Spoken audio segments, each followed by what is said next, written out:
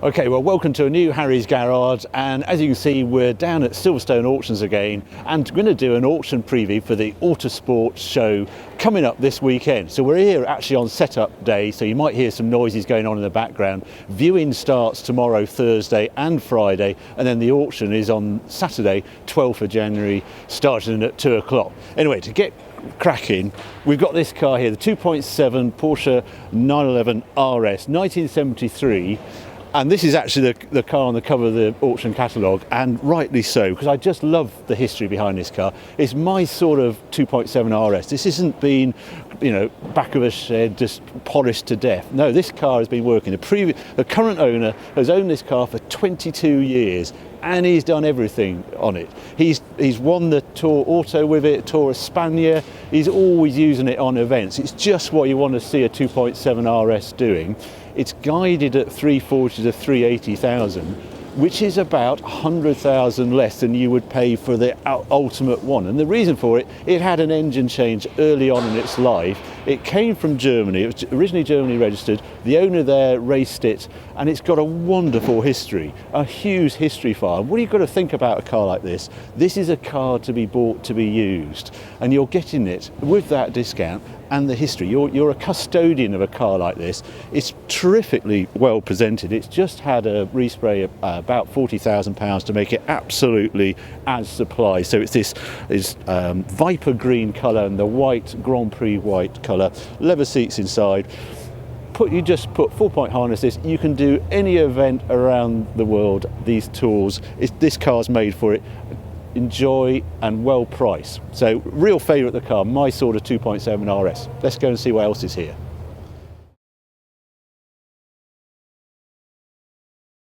So this is one car I really wanted to feature. It's just rolled in. This is an Alfa GTAm. This is the modified lightweight race version. It's a replica of this car, but it is all date correct. And the stance of this car and the look of the car. We've seen Alfaholics do great things with this car, but this has had a whole load of work. It just about carries a number plate, a little tiny number plate down there, stripped out.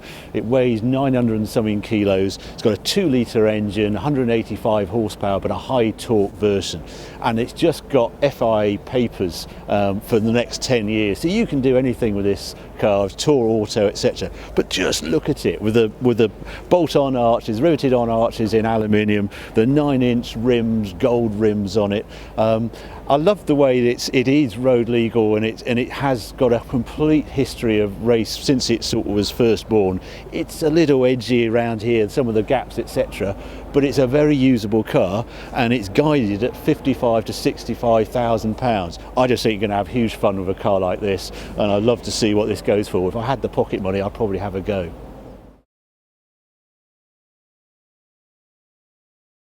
Okay, now we have the 2005 Mercedes SLR McLaren, this joint venture when Mercedes went to McLaren and said, build us the ultimate car. Gordon Murray was heavily involved with the development of this car, and I actually went out to the original launch, which is out in South Africa, and drove this thing.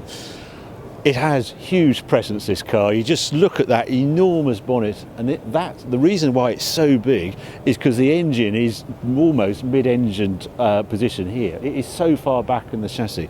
And I don't know, they just have road presence, this car. And they're one of those cars I sort of look in the classifier saying, ooh, that is still a very good looking car. What I remember from the launch was just ballistic performance, 617 horsepower, over 200 mile an hour speed, 3.8 or so to 100 kilometers, 60 miles an hour.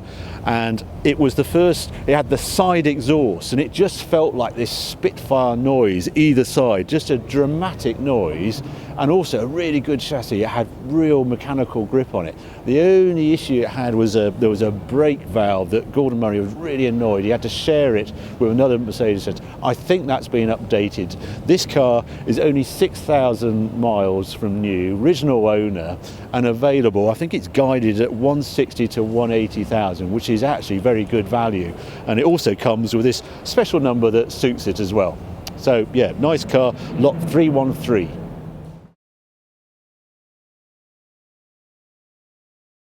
I know we normally do cars, but I thought I ought to just feature this Ducati. It's a 906 Passo.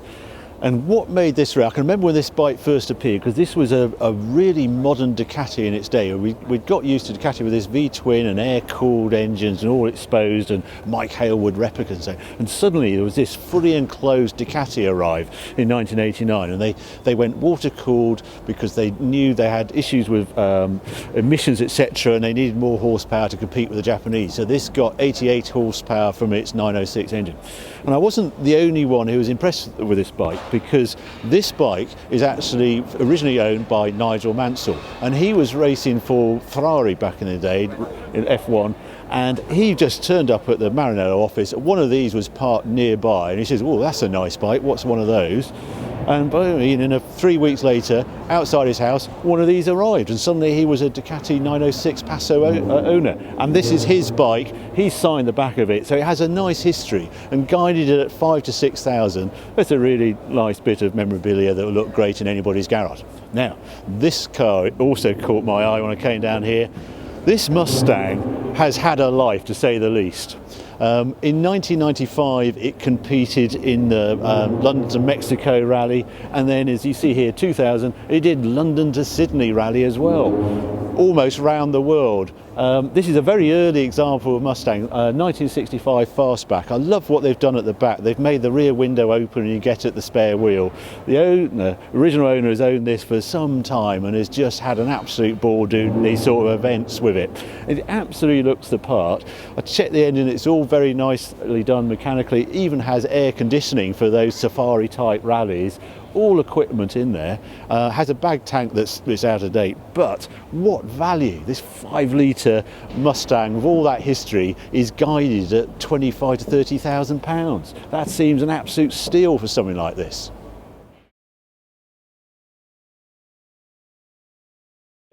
Now we have this McLaren 12C, dates from 2012, so one of the early cars. This car, right-hand drive, actually went out, it was first registered in Hong Kong and has come back to the UK, but it's only 6,000 miles, and McLaren Bristol have been right through this car. Now I quite like the 12C. As the years drop by, this car represents, I think, very good value in McLaren world. I like the styling of it. It's sort of easier on the eye, it's not as aggressive as some of the more recent McLarens. And then in the interior, when you open the doors, the sort of dash went round into the doors. It's just a very nice place to be, and it's still got all the anti-roll technology. It's still got a 592 horsepower. They were wickedly quick, these cars, across the ground, and they rode really well as well. The one thing they had was this bugbear. They had issues with the sat-nav wasn't working when they first came out, but 6 years on, lots of updates on that sort of thing, so it's all fine now. So this one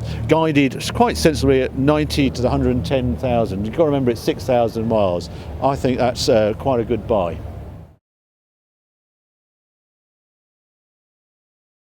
Okay, well, this car caught my eye. This is the TVR Griffith 400, dates from 1965, and well, this has a wonderful history with it. I was looking at the past race history. The last eight outings with this car has got 5 wins, 1 second and 1 third.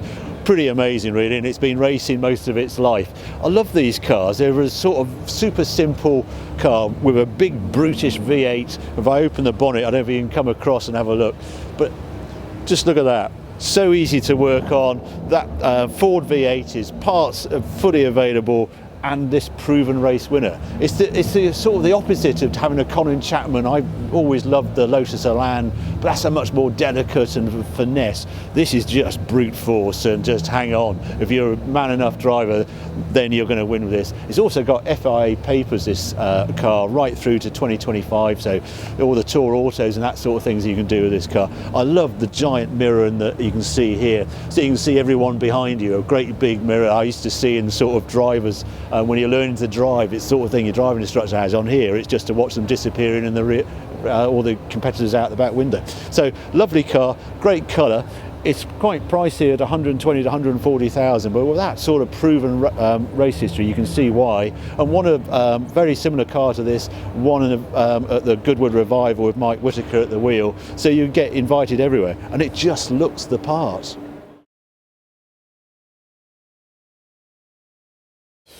Okay, I had to stop by this one. This is the 2010 BMW Z4, the GT3 version, this crazy bare carbon bodywork. Just look at that rear wing. I can remember seeing the first picture of this when it came into Evo. This is a real giant killer type of race car in its day, and it still competes now very successfully. V8 engine, so this used the engine out of the M3, and then this dramatic rear wing, just huge amount of downforce. And when this car, I've got a crib sheet here, in 2011 this was sitting on pole at the Spa 24 Hours. Also in its race history, it's won the Silverstone 3 hours and Magny-Cours 3 hours. Quite an amazing car, comes with a spares package, etc. But I've never seen one in bare carbon and beautifully restored. In 2015 it was completely rebuilt, this car, and it's guided at 120 to 140,000. What a track machine that would be.